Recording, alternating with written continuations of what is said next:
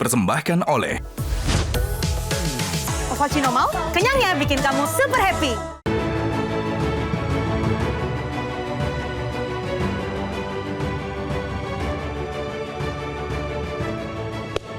Selamat malam para pemirsa, ketemu lagi di Hot Room dengan saya Hotman Paris. Seorang murid SD di Medan dihukum oleh gurunya, katanya 3 hari berturut-turut di lantai di depan kelas karena tidak membayar uang sekolah. Apakah memang hal tersebut diperkenankan? Apakah itu merupakan perbuatan kekerasan terhadap anak? Dan apakah benar orang tuanya sengaja itu untuk konten? Apa sanksinya kalau seorang murid tidak membayar uang SPP? Apakah tidak boleh mengambil rapot atau tidak boleh mengikuti kelas? Inilah Hot Room. SPP tertunggak, murid ditindak. Para pemirsa, saya tidak bosan-bosannya untuk mengingatkan para pemirsa untuk sering-sering meminum kopi luwak hitam premium. Inilah yang benar-benar menyelamatkan Hotman hari Minggu tanggal 14 pada saat acara perkawinan anak. 1 hari penuh saya tetap segar dengan kopi luwak hitam premium. Kopi kesayangan Hotman yang aman di lambung. Ini dia nih. Aduh, mantap banget. Yang sudah hadir di Zoom, apakah Ibu Carmila sudah hadir? Oke. Halo Ibu Camelia. Maaf tadi, Bu. Camelia, ibu dari murid SD. Halo. Oke. Ibu Camelia, selamat malam. Dengar, Bu?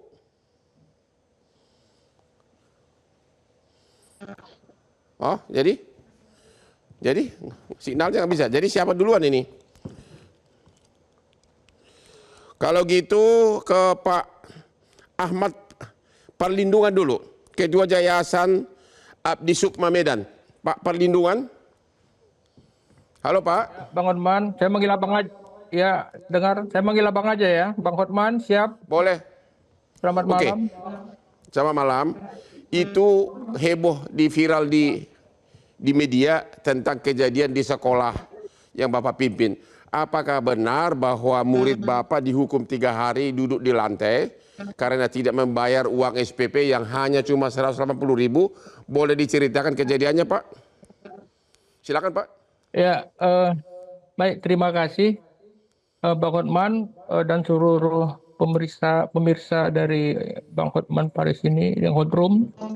Saya ingin menyampaikan bahwa pada pekan lalu terjadi kehebohan di sekolah kita, di sekolah SD Abdi Sukma, karena ada salah seorang guru yang melakukan atau membuat kebijakan untuk memberikan semacam dalam tanda petik hukuman karena tidak membayar uang sekolah dan menunggak ini sebanyak 3 bulan. Bang Hotman, perlu saya sampaikan bahwa dengan kejadian kasus ini, kami dari Yayasan Abdi Sukma tentunya sangat prihatin dan kami juga sudah memberikan teguran berupa sanksi kepada guru yang bersangkutan karena sesungguhnya itu tidak ada dalam bagian visi misi sekolah Abdi Sukma. Bang Hotman, saya juga ingin menyampaikan sekolah Abdi Sukma ini adalah sekolah yayasan yang bersifat berstatus wakaf. Sudah berdiri sejak tahun 63. Sekolah ini didirikan tujuannya adalah untuk menjamin pendidikan anak-anak yang belum beruntung ke ekonominya atau kurang mampu, anak yatim piatu, itu yang kami didik di sini, Bang. Karena ini adalah sekolah amal, ya, maka kami membuat kebijakan bahwa uang sekolah di SD ini gratis 6 bulan, berbayar 6 bulan. Januari sampai Juni itu gratis, Bang. Ya. Dari Juli sampai Desember itu gratis. Ya. Dan ini sudah berlangsung sejak tahun 2005 yang lalu.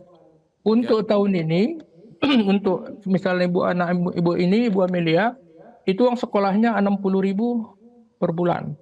Jadi Ya. 1 tahun itu hanya 360.000. Itu kondisi yang kebijakan yang kami lakukan. Konsekuensi daripada kebijakan ini, ya, maka yayasan hanya bisa memberikan gaji guru itu paling tinggi 16.000 Bang per bulan. Bahkan ada yang 380.000.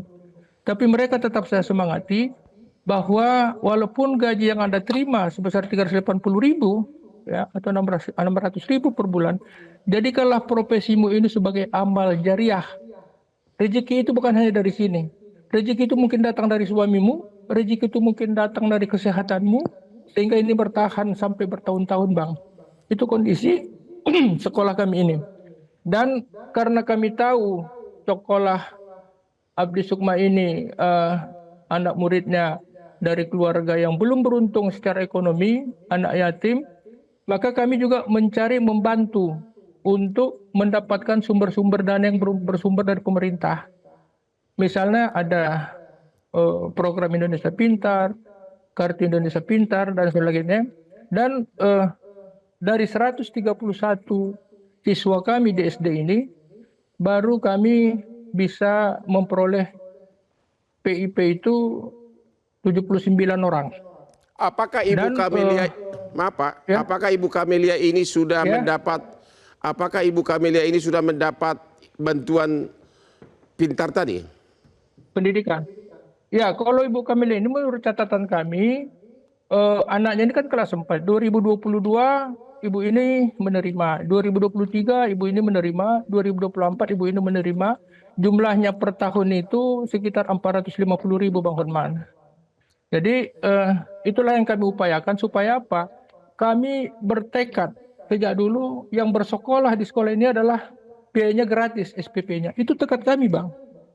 Itu tekad kami. Jadi dengan kejadian ini rasanya kami seperti remuk, Bang. Viral di mana-mana. Kami dihujat di medsos. Saya kadang-kadang ditelepon dari telepon biasa yang disampaikan saya itu ketua yayasan macam-macam lah, Bang, nggak pantas disampaikan. Tapi Ibu Guru-guru ini, kita diteror. maaf Pak, tapi Ibu ini terakhir menerima bantuan pintar itu Desember 2024 sudah terima?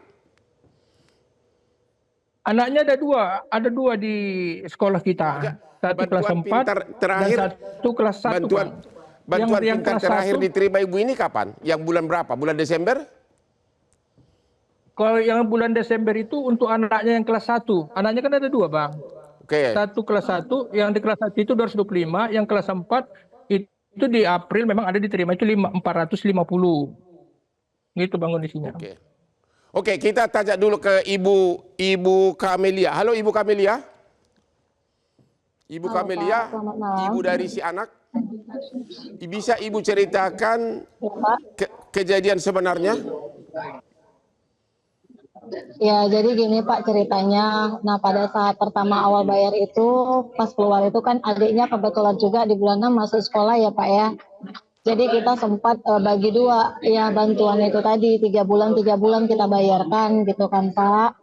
Nah, pada saat ujian kita memang di situ saya memang dalam keadaan sakit ya kan. Jadi saya ini kan nggak bekerja Pak, ibu rumah tangga gitu ya Pak ya. Nah, jadi di situ saya sempat sakit yang tadinya saya punya kegiatan, akhirnya saya itu terpuruk Pak dengan keadaan saya. Saya akuin memang saya itu benar-benar memang pilot banget tentang keuangan. Nah, jadi pada saat ujian saya sempat minta izin sama kepala sekolah buat mengikuti ujian anak saya. Akhirnya saya diberi kesempatan ujian. Nah, pada saat pembagian rapot juga saya memang tidak berani datang Pak karena saya memang belum ada uang.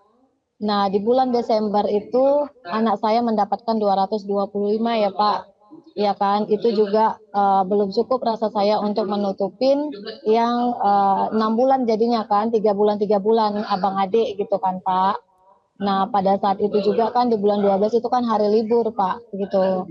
Nah, ketika masuk sekolah saya tidak tahu nih kalau anak saya itu sudah dihukum di hari Senin gitu kan untuk tidak menerima rapot, belum lunas SPP juga gitu. Nah, di hari Selasa saya sempat minta izin sama wali kelasnya bahwasanya saya belum bisa hadir, bukan tidak bisa bayar Pak, belum bisa hadir, minta waktu sampai besok. Jadi di hari Rabu pagi, saya suruh nih anak saya buat datang sekolah duluan, karena saya bilang mau jual HP rencana. Maisa datang dulu, Mama mau rencana jual HP ya nak. Terus dia bilang, Mama Maisa malu mak, katanya. Karena Maisa duduknya di semen terus. Tadi saya bertanya, maksudnya semen, diduduk semen di mana nak? Dari kapan? Dia bilang udah dari hari Senin. Saya sempat PN lagi nih sama guru Pak, bertanya, apa benar Bu yang belum lunas didudukkan di lantai? Nah terus di situ wali kelas bilang, sudah saya tetapkan, peraturan mengatakan ketika belum lunas SPP dan belum menerima rapot, katanya kan, tidak dibenarkan mengikuti pelajaran. Ya saya sebagai orang tua sendiri Pak, karena rasa penasaran saya tuh ke sekolah untuk memastikan benar tidak bahwasanya anak saya itu didudukkan di lantai tanpa belajar. Jadi ketika saya sampai di sana, itu memang saya lihat posisi anak saya sedang istirahat. Jadi saya bilang, Maesa, sepatunya mana? Pada saat dia pakai sepatu sebelah ya Pak ya. Terus dia duduk di tempat posisi dia duduk. Maesa duduknya di mana? Saya bilang di sini. Maisa yakin duduknya di situ? Iya mak, katanya seperti itu. Dan di situ saya marah sama gurunya, Bu, saya kan sudah izin nih, gitu. Kenapa anak saya dudukkan di lantai? Bukannya kan saya sudah minta izin sama ibu, hari ini saya datang. Ya akhirnya kami di situ ricuh gitu, Pak Osman. Gurunya bilang apa? Yang saya Ya gurunya bilang kan sudah saya bilang anak yang tidak bisa anak yang belum lunas SPP dan belum menerima rapot tidak dibenarkan mengikuti pelajaran. Loh, kenapa ibu nggak suruh dia pulang? Saya sudah suruh dia pulang, tapi dia tidak mau pulang. Nah, karena dia nggak mau pulang, ya jadi tidak saya bolehkan duduk dengan teman-temannya yang lain. Di situ saya kecewa banget gitu, Pak. Kecewa sekali atas perlakuan ibu guru. Nah, di sini saya mengkhawatirkan tentang mentalnya anak saya. Bukan saya bernuntut minta sumbangan, tidak. Di sini saya bukan berasa tidak mampu, bukan gitu. Salah paham semuanya orang. Saya hanya kecewa. Kenapa harus ada hukuman duduk di lantai tanpa belajar? Itu aja, Pak. Apakah ibu dengar bahwa anak ibu itu dibully, diejek sama teman-temannya karena duduk di lantai? Iya, karena begitu saya masuk, kan itu jam istirahat ya Pak ya, anak-anak itu kejar saya, masih ada beberapa yang kejar saya, tarik tangan saya nih di depan pintu pagar kan. Bu, ibu ambil rapot Mahesa, dia bilang gitu kan. Kayak dia duduknya di semen Bu, kayak pengemis katanya gitu. Masa sih, saya bilang gitu kan. Di situ saya tempat sedih sih Pak. Nah, jadi anak saya ini diejek-ejek sampailah dia ke rumah. Di depan rumah itu kan dia udah dibilang viral ya. Jadi viral kok. Terus dia bilang gini, Mama, Maisa diejek-ejek viral-viral terus lama. Dia bilang gitu kan. Nah, beta malu.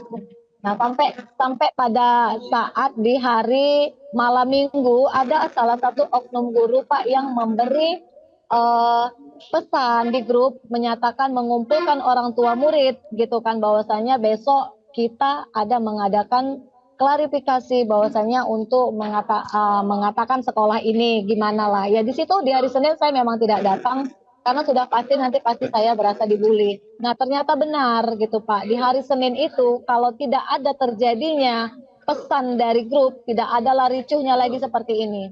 Karena kami sudah mau berusaha berdamai ya Pak sama wali kelas. Dia sudah sempat datang ke rumah, tapi surat yang dia bawa itu tidak cocok gitu Pak. Jadi kita minta suratnya selembar-lembar, minta diulang kembali seperti itu. Sampai akhirnya di hari Senin dikumpulkanlah para orang tua dan kakak saya di situ memberikan kesaksian palsu. Akhirnya mencaklah lagi berita seperti ini yang makin parah gitu Pak. Nah di sini bukan hanya mental anak saya, terus adiknya juga yang kedua juga tidak mau sekolah. Saya juga pribadi mental orang tua ya merasa terpukul dengan hinaan netizen gitu Pak. Di sini merasa saya itu meminta sumbangan padahal tidak seperti itu tujuannya Pak. Uang sekolah itu hanya katanya benar 60.000 sebulan itu. Total uang sekolah yang ditunggu anak ibu berapa? 60.000, ya, yang 60.000 kan anak yang dari kelas 1 sampai kelas 6. Pokoknya dia pertama kita masuk 60.000 itu sampai kelas 6. Nah, anak saya yang kedua itu 70.000 sampai di kelas 6 nanti. Jadi waktu dapat yang pertama memang saya bagi dua Pak untuk karena adiknya baru masuk kan gitu. Nah, jadi bulan 12 kemarin kan 225. Ya pastinya belum cukup Pak untuk di 3 bulan mereka. Berarti kan 6 bulan seperti itu Pak. Katanya apa benar? Katanya sudah ada oknum partai, oknum anggota DPRD di Medan sudah bayarin semua uang sekolahnya. Benar nggak itu? Benar, Bapak Iwan Ritonga sendiri sudah datang langsung ke rumah saya untuk melunaskan sampai di kelas 6. Abang beradik, iya benar. Tapi rapot belum saya terima sampai sekarang gitu Pak. Itu karena ibu viralkan ya?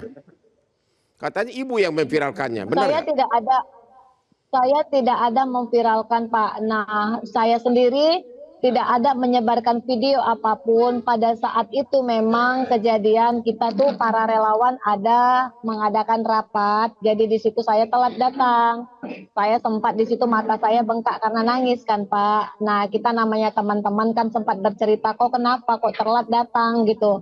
Saya bilang, iya aku ada insiden di sekolah. Tega kali gurunya buat anak aku duduk di bawah sampai aku tuh nangis lah, sedih lah, namanya kita anak ditaruh di bawah tanpa belajar, saya bilang kan. Jadi cerita punya cerita, kita sama teman ini ada videonya, ada sih, ya udah saya kasih ke video. Saya nggak berpikir sampai mereka itu mengirimkan video sampai viral Pak. Nah, saya kaget ketika saya bangun tidur setelah para guru datang.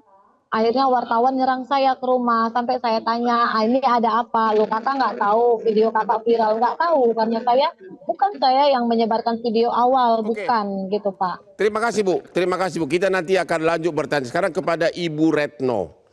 Apakah memang dibenarkan sekolah atau guru menghukum murid seperti itu apabila tidak membayar uang sekolah? Tidak dibenarkan dan tidak ada aturan apapun di Indonesia yang menyatakan bahwa jika anak belum membayar SPP kemudian mendapatkan hukuman. Ya. Yang kedua, tidak membayar SPP itu bukan pelanggaran bagi si anak.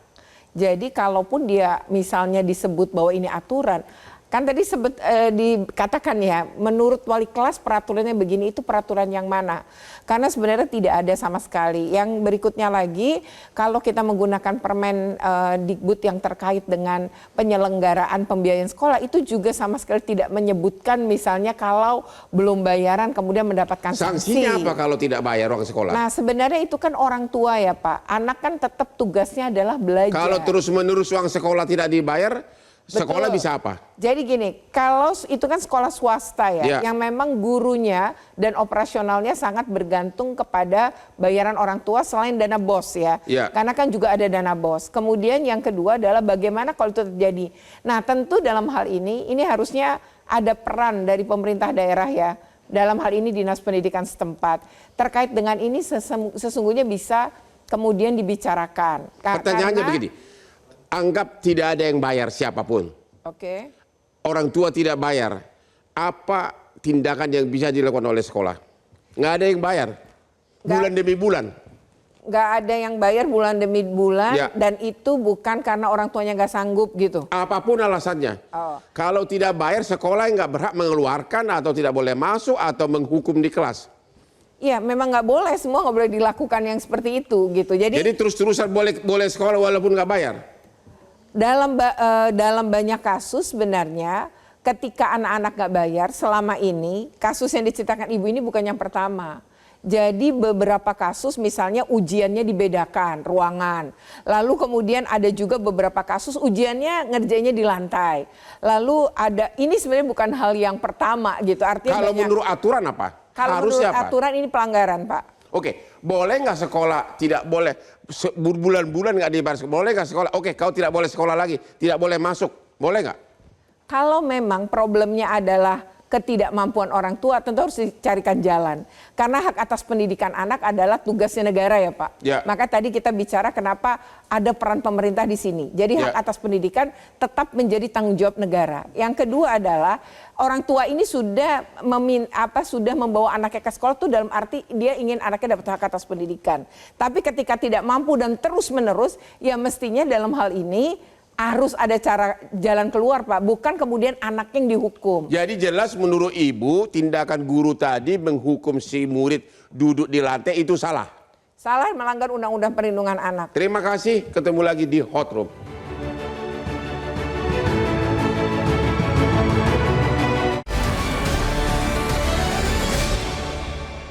Dipersembahkan oleh Ovaltino mau? Kenyangnya bikin kamu super happy. Ketemu lagi di Hot Room, Bapak Ki Darmaning Tias, aktivis pendidikan Taman Siswa. Apa pandangan komentar Bapak atas kejadian di Medan tersebut dari segala aspek? Ya, saya mau menjawab pertanyaan Bang Hotman untuk Bu Retno Ya. tadi. Bagaimana kalau murid terus-menerus tidak bayar? Benar. Ya. Sebetulnya gini, saya selalu mencoba menjelaskan ada 4 tipe sekolah swasta kita itu. Ya. Satu tipe swasta generasi pertama yang lahir sebelum kemerdekaan. Ya. Dia turut melahirkan tokoh-tokoh kemerdekaan. Ya. Nah, ini biasanya banyak didorong oleh misi-misi keagamaan. Ya. Ada Muhammadiyah, ada NU, ada Kristen, Katolik dan sebagainya. Ya.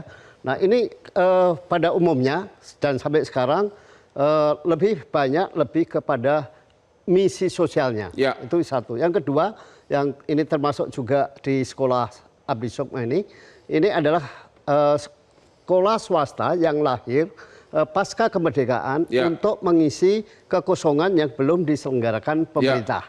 Nah, yang ketiga itu yang berdiri pasca Orde Baru yang didukung oleh Ya. kapital yang saya sebut sebagai generasi ketiga itu. Ya. Nah, yang keempat itu pasca reformasi yang didirikan oleh partai politik gitu. Apa bedanya untuk Nah, 4 sekolah ini saya kalau mau- tidak bayar uang SPP? Saya mau jelaskan, kalau yang generasi pertama itu ada kekuatan misi. Jadi organisasi pendiri itu mendirikan sekolah tidak semata-mata berdasar Artinya boleh nunggak gitu? boleh, artinya boleh juga. Yang generasi kedua ini memang dari segi organisasi itu sedikit rapuh karena kebanyakan itu hanya perorangan. Termasuk yang di Medan? Iya, itu sehingga kekuatan modalnya itu Ya. nggak ada ketika murid-muridnya nggak bayar, secara otomatis akan mengalami gangguan finansial. Nah, kalau yang generasi ketiga karena didirikan berdasarkan kapital, Ya. bagian dari reproduksi kapital, Ya. maka ya yang sekolah di situ pasti orang mampu-mampu. Ya. Demikian juga yang generasi keempat. Pertanyaannya, sekolah apapun apakah mampu atau tidak, boleh nggak murid disuruh duduk di lantai? Kalau yang ketiga, ya generasi ketiga, ya dia sudah tahu.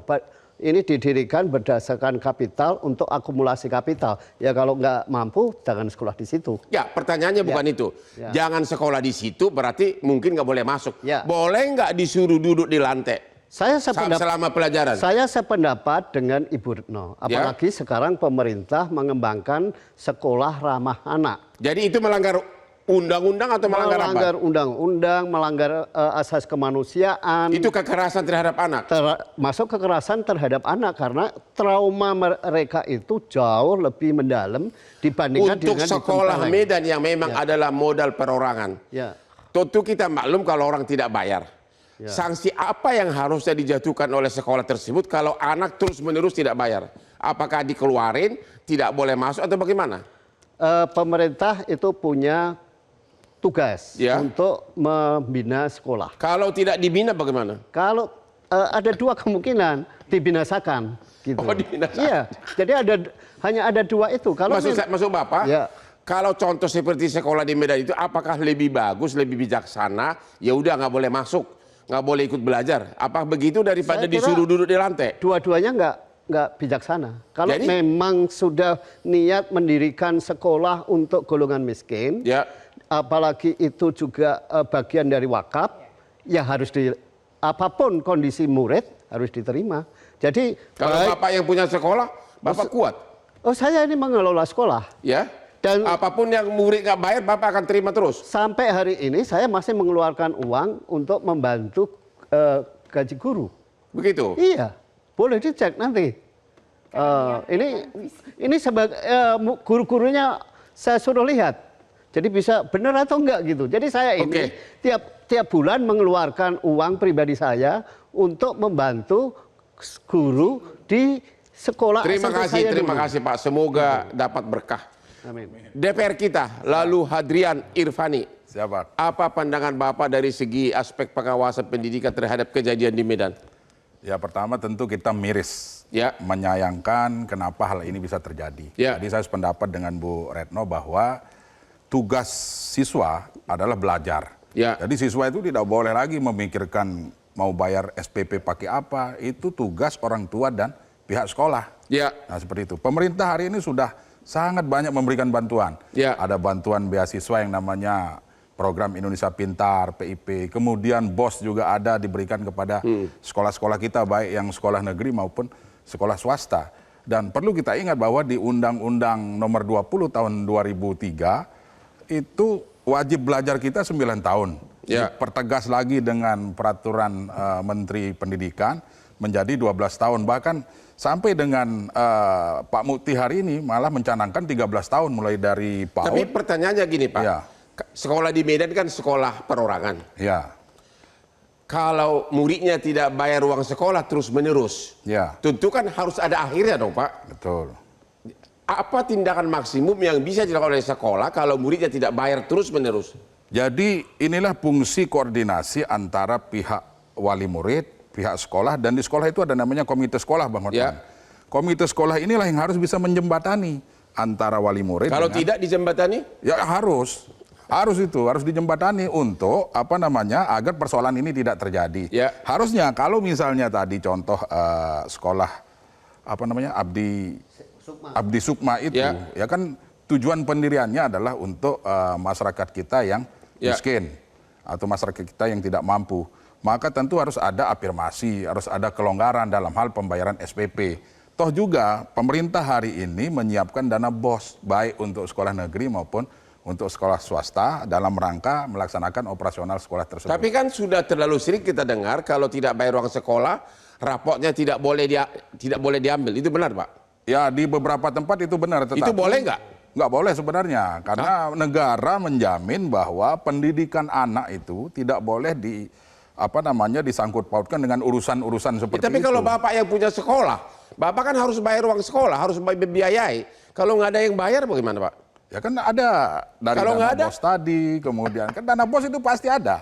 Oh begitu? Pasti ada. Kemudian sekarang ada beasiswa Bang. Beasiswa ini diperuntukkan bagi siswa-siswa kita yang kurang mampu. Nah sekarang inovasi dan kreativitas dari sekolah tersebut. Dan masih banyak benar anak-anak yang tidak mampu membayar pendidikan orang tuanya. Ini bagaimana tanggung jawab pemerintah di sini? Nah jadi pemerintah harus hadir. Nah, itu PR besar itu ya? Iya PR besar.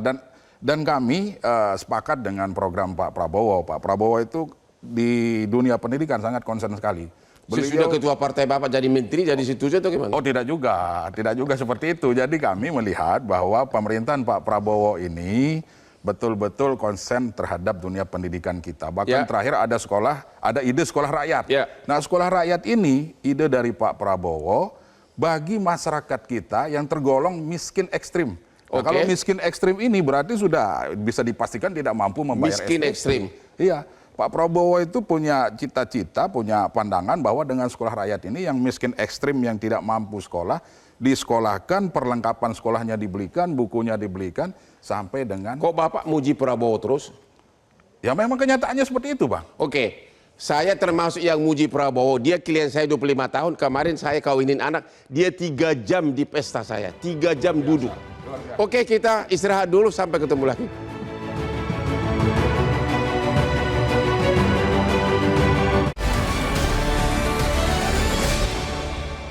Dipersembahkan oleh Ovaltino mau? Kenyangnya bikin kamu super happy. Ketemu lagi di Hot Room. Sekali lagi saya ingatkan, semakin berumur, maka kemungkinan kena penyakit lupa ingatan atau amnesia. Dan salah satu cara mencegahnya yang saya dengar banyak orang dan saya terapkan adalah sering-sering minum kopi. Dan Anda tahu saya menangani perkara bukan 100, bahkan sudah ribuan selama 40 tahun jadi pengacara. Resepnya apa? Kopi luwak hitam premium. Tiap hari saya minum Bahkan sore pun saya minum agar tetap bisa kerja sampai malam. Aman di lambung, kopi luwak hitam premium. Mantap. Pak Ahmad dari Ketua Yayasan Sukma Medan. Halo Pak Ahmad. Abdi Sukma. Ya, Bang Lukman. Apa tadi coba? Tadi atas pembelaan dari Ibu Kamelia tadi, apakah tanggapan Bapak apa? Ya, kalau kami dari yayasan, Bang, apa yang disampaikan tanggapannya itu biarlah waktu yang menjawabnya. Ya. Itu saja, Bang. Karena memang kasus ini kan sudah disampaikan ke kepolisian. Tapi ada yang satu saya mau sampaikan ke Abang. Kalau tadi Pak Hardian menyampaikan untuk miskin ekstrim, kami di Sukamaju di SD Sukma itu, Abdi Sukma itu sudah kami lakukan, Bang. Hari ini ada murid kami yang menunggak 2 tahun, Bang. Tetap belajar. 2 tahun, Bang, nggak bayar. Ya. Dan tidak ada dihukum. Memang nggak ada peraturan dihukum itu. Hanya karena mungkin kesilapan atau apa ibu yang guru kita itulah. Yang kedua, ada juga di SMP kasusnya. Kami kan ini kan untuk memenuhi wajib belajar 9 tahun. Kami juga ada punya SMP. Di SMP itu ada murid sudah tamat, ada tunggakannya hampir 700.000, Bang. Dia datang, Pak, Bu, karena kebetulan gurunya kepala sekolahnya perempuan, Bu, boleh saya minta ijazah? Tapi uang saya nggak ada, tunggakan saya 700. Dikasih, Pak. Itu semua kami lakukan secara pribadi. Jadi Bapak mengatakan bahwa tindakan ibu guru itu, tindakan ibu guru itu yang menyuruh murid duduk di lantai itu benar-benar tindakan pribadi dan itu salah. Itu kami akui salah, Pak. Memang tidak ada ketentuan itu, Pak. Kita ini kan di sekolah ini keluarga berkeluarga. Ibu Amelia mungkin masih ingat. Anak Ibu Ali ini kan bukan ini yang pertama sekolah tamat di SD kita. 2 anaknya juga tamat di sekolah kita ini. Sekolah ini adalah sekolah kekeluargaan, Pak. Yang muridnya itu ada dari satu kelurahan yang sama. Paling sebelah kelurahan yang bertambah. Jadi kalau masalah tadi Abang bilang kondisinya itu menanggapi apa yang disampaikan oleh Ibu Amelia, kami nggak berpikir lagi untuk menanggapi, Bang. Kami hanya hari ini bagaimana untuk memulihkan kembali mental guru-guru kami dan saya sampaikan kepada mereka, ya, karena mereka bilang kepada saya, Pak, luar biasa cobaan kita ya Pak. Sudahlah sekolah kita seperti ini kondisinya. Kadang-kadang bocor dan ada yang tak berasbes. Dapat pula kita cobaan. Saya bilang, ya, untuk memberikan semangat pada mereka. Udah. Yakinkan aja lah, Allah tidak akan pernah memberikan cobaan pada umat yang tak sanggup dia untuk menghadapinya. Yakinkan aja lah, pasti ada hikmah di balik ini. Saya bilang kepada mereka, Bang. Boleh tahu, Pak, berapa besarnya gaji guru di sekolah Bapak? Kalau mungkin saya sampaikan nama Bang Hotman, paling mahal itu Pak dari yayasan 600.000, Bang. 600.000, Bang, per bulan. Paling murah itu ada yang 380.000. Di SMP kami itu kadang-kadang gurunya nggak bergaji, Bang. Itulah yang kami lakukan itu, Bang. Halo, nggak dengar, Bang? 600.000 tiap hari harus ngajar begitu, Senin sampai Jumat.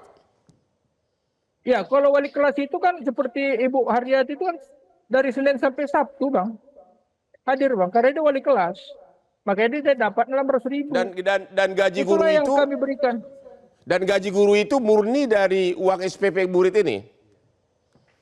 Ya itulah yang kita kumpul-kumpulkan. Makanya kadang-kadang kalau ada yang menunggak, itu guru nggak terganggu. Kami carilah, Bang. Saya cari sama teman-teman dari yayasan yang lain. Makanya kadang-kadang, Bang, kalau udah bulan tua, kira-kira mau gajian, apalagi dari SMP, ditelepon saya, Bang. Lama saya mengangkat telepon tuh. Pasti ini untuk ini. Dari mana saya mendapat? Itulah yang kami lakukan, Bang. Tapi hari ini, sekolah kami terjadi. Terima kasih, Pak. Terima kasih keprihatinannya, Pak. Ibu Retno, gimana ini? 600.000 gaji guru sebulan. Gimana bisa hidup? Ya, sebenarnya guru itu kan harus S1 ya. Sementara dengan S1 ini misalnya kalau kita memperbandingkan dengan upah buruh kan kalah banget nih. Padahal buruh belum tentu S1 ya. Bukan berarti salah, buruh tetap harus dibayar layak. Ya. Namun guru itu ya harus memang dibayar layak. Nah, 600.000 sangat tidak layak. sangat tidak layak. Oleh karena pasti UMR-nya jauh tuh ya dari Kota Medan misalnya. Maka disitulah pemerintah kemudian memiliki program kan tunjangan sertifikasi guru. Nah untuk guru swasta itu sekarang kan dari 1,5 juta dinaikin jadi 2 juta ya, naik 500.000. Nah ini seharusnya bisa membantu. Tapi makanya kan kenapa ada? Sekolah mereka sepertinya nggak dapat itu. Harusnya bisa diurus ya, memang ada persyaratan. Tapi salah satunya persyaratan kan misalnya dia sudah strata 1 pendidikannya. Harus sarjana. Harus sarjana. Tapi kalau saya yakin untuk menjadi guru ini masuk Dapodik dan lain-lain, pasti mereka sudah sarjana nih. Karena kan ini sekolah sudah dari tahun 63. Nah jadi yang harus diupayakan adalah bagaimana guru-guru ini mendapatkan sertifikasi. Nah tunjangan sertifikasi ini guru memang harus melalui yang ada yang disebut dengan PPG. Dan proses ini harus diikuti. Nah saya tidak tahu apakah guru-guru di sini juga didorong untuk itu. Karena banyak sekali Bang, sekolah-sekolah swasta itu justru apalagi swasta-swasta kaya itu banyak sekali yang mencegah guru itu untuk dapat tunjangan sertifikasi malah. Ini Menteri perhatikan nggak ada guru gajinya segitu. Menteri Pendidikan gimana nih? Nah memang kalau data Federasi Serikat Guru Indonesia. Itu di Kota Medan loh, kota besar loh, bukan di daerah terpencil. Sebenarnya untuk Kota Medan itu paling rendah kalau di data kami FSG itu malah 300.000. Tapi memang ada itu sekolah di bawah Kementerian Agama. Lalu ada juga yang di Lebak, bahkan di Lebak dikurang dari 300.000. Sebenarnya maksudnya gaji guru gajinya di Indonesia kurang dari 300.000 sebulan. Iya, 150.000 itu Aduh, memang my God. gaji guru itu di Indonesia tuh masih rendah. Nah ini yang kemudian apalagi guru-guru swasta kalau dia tidak mendapatkan tunjangan sertifikasi DPR kita dulu. tidak tertolong. Bapak DPR gajinya berapa sebulan? Maaf nih. Sama uang reses, uang apa? Yang 50 jelas, juta lebih. Yang jelas jauh lebih rendah dari Bang Hotman lah. Tapi Bapak DPR sadar nggak ada gaji guru 300.000 sebulan. Iya Bang, jadi memang inilah potret pendidikan kita hari ini bahwa gaji guru 300 bahkan ada yang 250.000 Bang sebulan. Jadi dia naik angkot aja udah habis itu, naik angkot ke sekolah. Makanya sekarang betul yang disampaikan Bu Retno itu pemerintah hari ini punya berbagai macam program. Tadi siswanya sudah diberikan beasiswa PIP dan bantuan-bantuan beasiswa lainnya. Nah pemerintah hari ini juga memikirkan gurunya. Bagaimana caranya? Ya seperti tadi misalnya Bu Retno sampaikan bahwa ada program pendidikan profesi guru. Program sertifikasi yang sudah masuk Dapodik itu minimal S1. Nah bagaimana? Pertanyaannya sekarang bagaimana ada yang belum S1 atau D4, pemerintah juga sudah siapkan program menyekolahkan. Pemerintah, tapi kenyataannya di mana-mana 2025 mulai kita ini. Oke, kita istirahat dulu. Para pemirsa ingat ini, di kita masih ada guru gajinya 150-300 ribu sebulan. Temu lagi di Hot Room.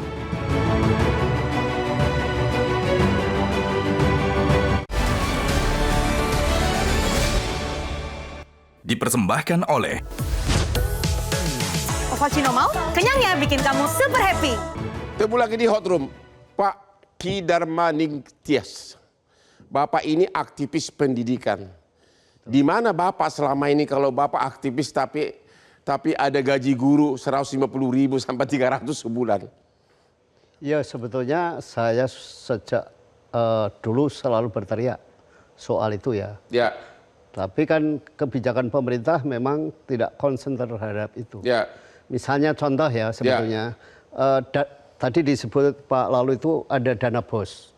Tapi dana BOS itu sebetulnya kan terlalu kecil.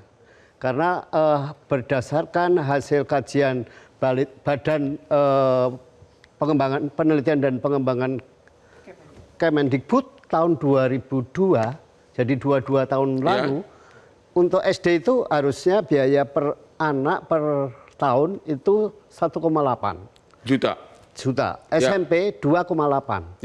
Saat ini dana BOS untuk SD hanya 900. Untuk SMP hanya 1,1. Jadi keduanya itu masih di bawah 50% dari perhitungan 2 tahun lalu. Jadi secara otomatis nilai BOS itu kecil. Sementara anggaran pendidikan ini tersebar kemana-mana, termasuk untuk dana desa.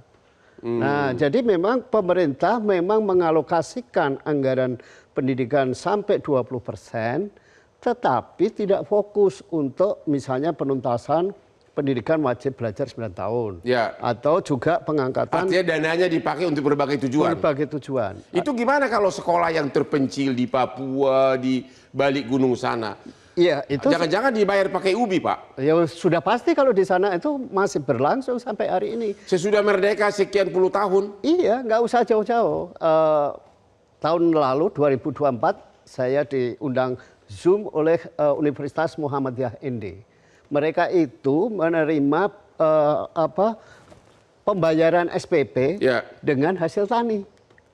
SPP dengan hasil Iya. tani, aduh my God. Gitu. Jadi masih sampai hari ini. Masih sampai akhir ini? Masih, Dan itu Pak. terjadi di banyak kota? Di seluruh Indonesia. Gimana Dan Ibu Retno? kalau Di berapa Papua, kota begitu? Nggak, sekarang kalau yang tadi Abang bilang Papua, itu di Papua itu berarti murid tuh lebih sedikit lagi. Nah, Ya. dana BOS itu kan bergantung jumlah murid. Jadi Ya. dikalikan murid. Jadi kalau muridnya misalnya kelas 1 sampai kelas 6 jumlahnya misalnya hanya 100, Ya. ya berarti kalau dia SMP cuma 900 kali 100.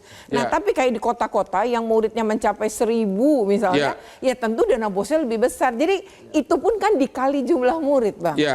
Nah, padahal biaya guru misalnya berapapun muridnya guru harus dibayar kan? Ya. Nah, itu. Dan celakanya dana BOS itu mengunci honor untuk guru itu maksimal 50% dari total dana Kuotanya. BOS. Jadi Ya seharusnya diberikan kepada otonomi kepada sekolah.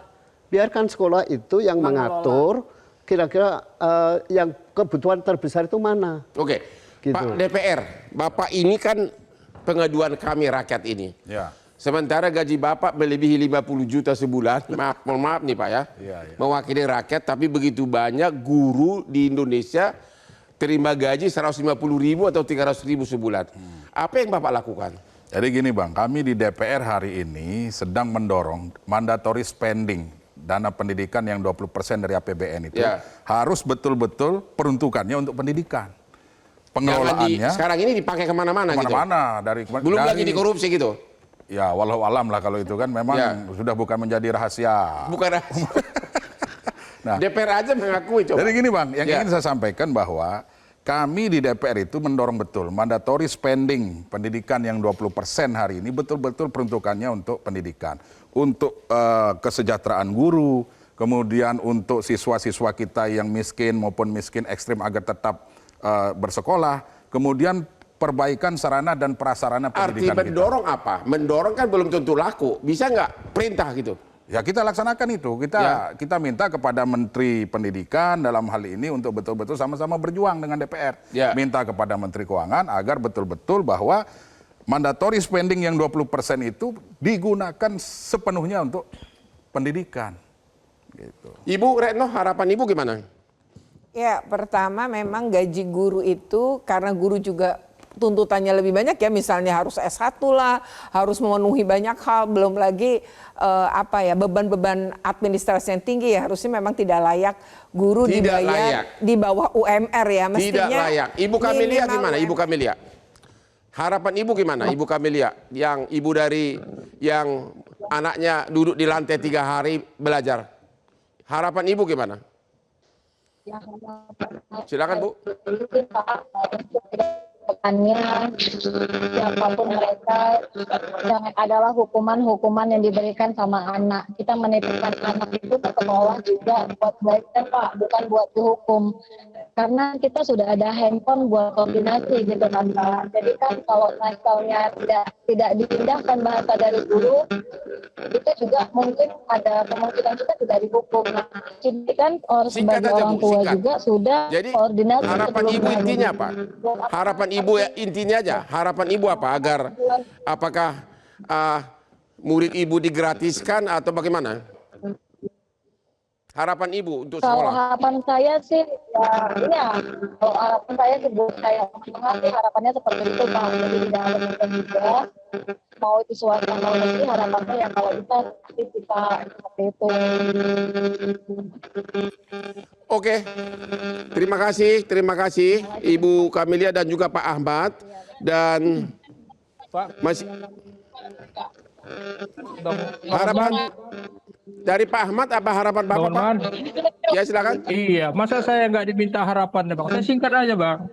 Harapan saya cuma satu, Bang. Doakan kami Yayasan Abdi Sukma ini tetap solid dan tenang untuk menghadapi persoalan ini, dan kami tetap bisa menjalankan pendidikan ini seperti dimanakan kepada kami. Kami yakin ujian yang diberikan kepada kami ini ada hikmahnya, Bang. Itu saja. Doa aja apa kami. Dan saya terima kasih kepada Bapak yang secara gentleman mengakui bahwa tindakan dari guru dari sekolah Bapak itu salah. Bapak tidak membela diri, Bapak terus terang mengaku itu salah. Terima kasih Pak. Bapak pimpinan yang benar-benar gentleman, sama seperti Hotman Paris. Oke, kita berakhir kan? Oke, jadi Pak, inilah akhir dari diskusi kita malam ini. Namun hari ini Pak Menteri Pendidikan, saya pribadi sangat terkejut mendengar bahwa masih banyak guru di Indonesia dibayar 150.000 sebulan, 300.000 sebulan. Ini juga yang saya alami dalam minggu terakhir ini waktu saya lihat ada Suster Aprilia dari Papua yang didatangi oleh berbagai orang hanya untuk dapat super mie, ditukar sayur, ditukar ubi. Dan dalam kesempatan itu saya sudah menawarkan mau bagi-bagi rezeki, ada yang saya tawarkan 5 juta kepada orang-orang itu per orang. Tapi sampai sekarang saya nggak tahu menyalurkannya ke siapa. Karena takut kan nyampe. Menghubungi orangnya nggak tahu handphonenya di mana. Orang hidupnya dari singkong bisa punya handphone. Jadi memang Bapak Menteri Pendidikan sekali lagi tolong diperhatikan ini. 150.000, 300.000 gaji sebulan. Sangat tidak manusiawi. Demikianlah akhir dari diskusi kita malam ini. Ketemu lagi di Hot Room setiap hari Rabu jam 9 malam di Metro TV. Silakan Pak, itu Pak.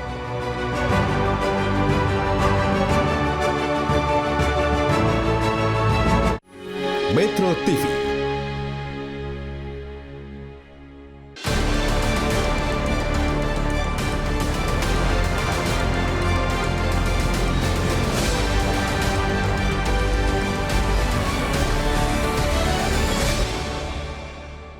Dipersembahkan oleh Ovaltino mau? Kenyangnya bikin kamu super happy. Jelajahi cara baru mendapatkan informasi. Download Metro TV Extend sekarang.